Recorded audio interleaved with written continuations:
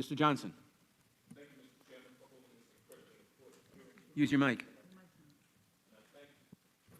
Thank you for holding this hearing, and I thank the witnesses for being here to help us forge a new path forward, a path to a place where black men and women cannot be murdered in the streets with impunity by those sworn to protect them.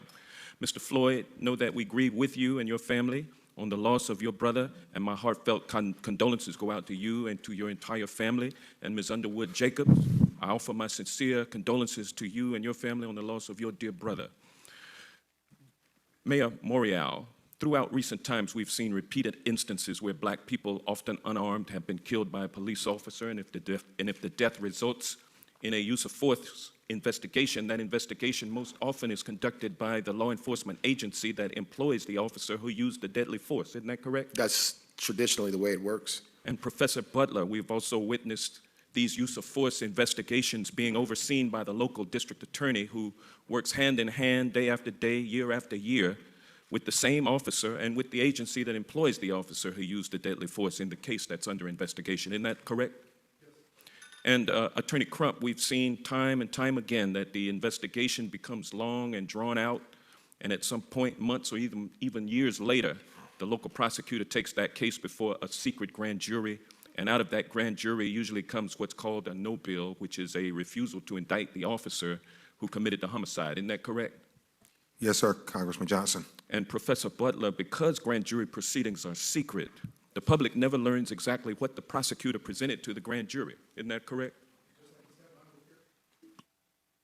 Just like the grand jury proceeding in Staten Island with Eric Garner, who was placed in an illegal chokehold, we have no idea why that grand jury didn't indict that officer for murder.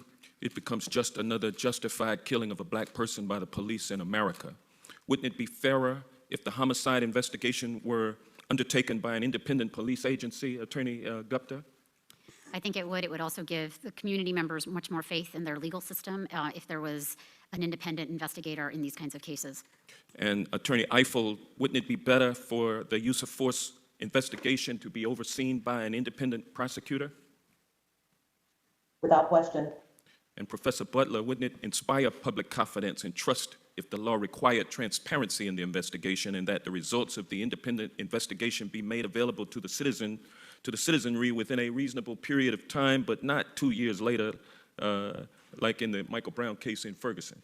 Yes, Congressman. When an officer dishonors her badge by committing a crime, she should receive the same process as any other criminal. Attorney Eiffel, do you believe that the Justice in Policing Act should require the withholding of federal grant funding to police agencies when the states in which they operate do not require independent deadly force investigations overseen by an independent prosecutor and police agency in police use of force, deadly use of force investigations?